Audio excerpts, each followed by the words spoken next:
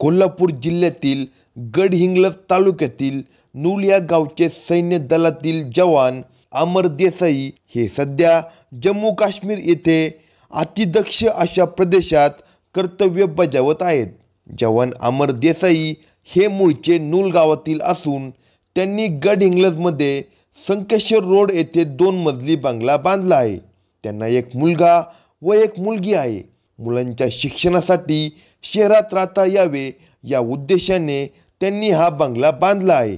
मुलांच्या शिक्षणासाठी त्यांची पत्नी तेजस्विनी अमर देसाई ही आपल्या मुलांसोबत गडहिंग्लज येथील बांधलेल्या नवीन बंगल्यात राहते.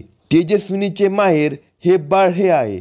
वास्तविक अमर आणि तेजस्विनी हे दोघेही लग्नानंतर काही वर्ष हे बाळ येथेच राहिले होते. त्यानंतर नवीन घर बांधल्यानंतर ते गडहिंग्लजमध्ये राहायला आले होते. सारे काही सुरळीत सुरू आहे असे वाटत असले तरी तसे नव्हते. या घरात काहीतरी अघटित घडणार याची कोणालाही शंका येण्यासारखी परिस्थिती नव्हती. पण नवरा बायकोच्या नात्यात तेढ वाढली होती.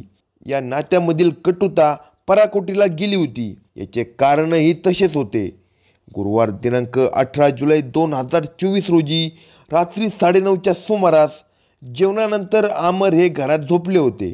त्यावेळी तेजस्विनी घरातील कामाची आवराआवर करत होती. अमर हे सुट्टीवर आले होते. सुट्टी संपण्यापूर्वी त्यांना घरची अनेक कामे पूर्ण करायची असल्याने ते दिवसभर कामातच होते.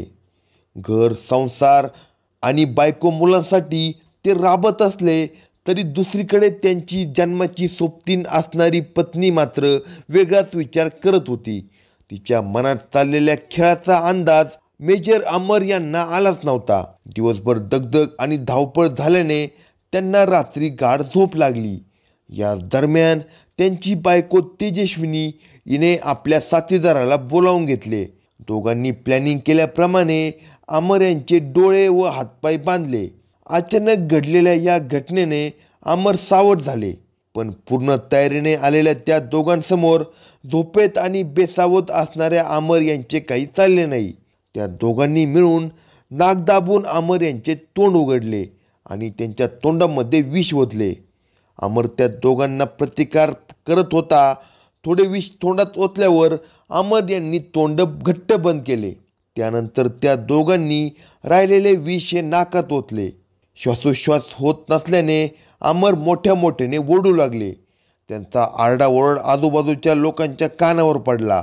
ते लोक अमर यांच्या घराच्या दिशेने धावले तेव्हा त्यांना घराचा दरवाजा बंद दिसला.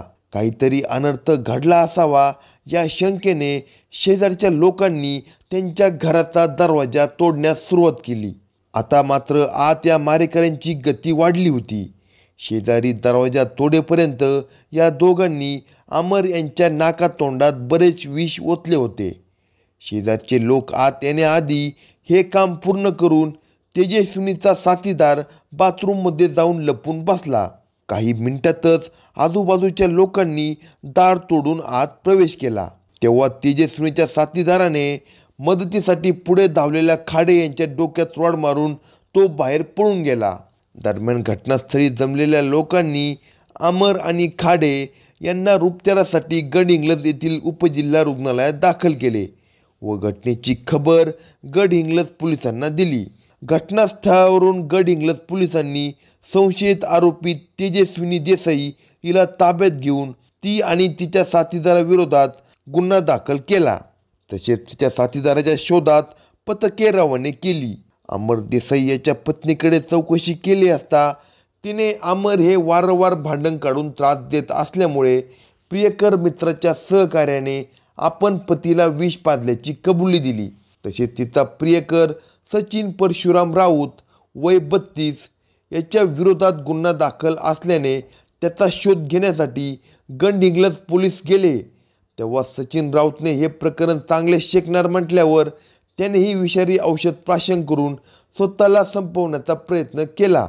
तो चिकोडी येथे पळून गेला होता आणि त्याने विष पेल्याची बातमी पोलिसांना समजली होती. पोलीस चिकोडे येथे गेले असता सचिन राऊतची प्रकृती चिंताजनक असून त्याला बेळगावला हलवण्यात आल्याचे समजले. शनिवारी तेजस्विनी हिची न्यायालयीन कोठडीत रवानगी केली आहे. इकडे जवान अमर देसाई यांचा उपचार घेत असतानाच मृत्यू झाला. नूल व हेब्बाळ व परिसरात या घटनेचा निषेध केला जात असून संशयितांना कठोर शिक्षा झाली पाहिजे असा संताप व्यक्त होत आहे. जवानाला जीवे मारण्याचा प्रयत्न झालेल्या घटनेची सखोल चौकशी करून संशयितांना कठोर शिक्षा द्यावी अशी मागणी आजी माजी सैनिक संघटनेतर्फे पालकमंत्री हसन मुश्रीफ यांच्याकडे निवेदन देऊन केले आहे. तसेच निवेदन गडहिंग्लज पोलिसांना देखील देण्यात आले आहे. अशाच नवनवीन क्राईम स्टोरी ऐकण्यासाठी कलम 302 या मराठी चॅनलला सबस्क्राईब करा. हा व्हिडिओ आवडला असल्यास व्हिडिओला लाईक करा. तसेच आपल्या प्रतिक्रिया कमेंट बॉक्समध्ये कळवा.